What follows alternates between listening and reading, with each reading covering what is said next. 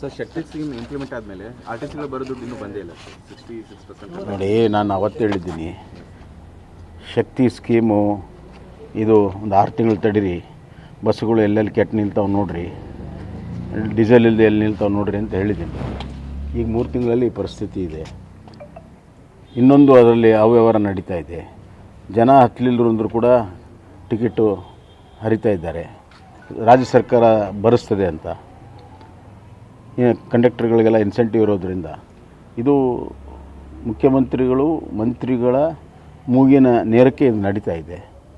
ವ್ಯವಸ್ಥೆಯನ್ನು ದುರುಪಯೋಗ ಮಾಡಿಕೊಳ್ಳುವಂಥದ್ದು ನಡೀತಾ ಇದೆ. ಹಿರಿಯ ಅಧಿಕಾರಿಗಳು, KSRTC ಹಿರಿಯ ಅಧಿಕಾರಿಗಳು ಮೌನವಾಗಿದ್ದಾರೆ.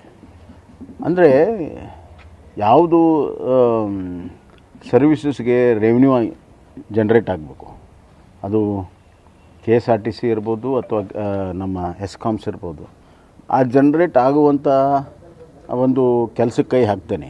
ಇವರು ಈ ಥರ ಫ್ರೀ ಕೊಟ್ಟಿದ್ದರಿಂದ ಸರ್ಕಾರದ ಜವಾಬ್ದಾರಿ ಇದೆ. ಇದರ ದುರುಪಯೋಗ ಆಗೋದು ಖಂಡಿತ.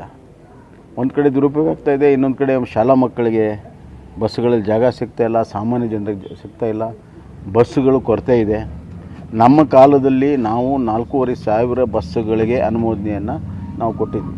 ಕಲ್ಯಾಣ ಕರ್ನಾಟಕ ಫಂಡು ಮತ್ತು ಬೇರೆ ಬೇರೆ ಇದರಲ್ಲಿ ನಾವು ಕೊಟ್ಟಿದ್ವಿ.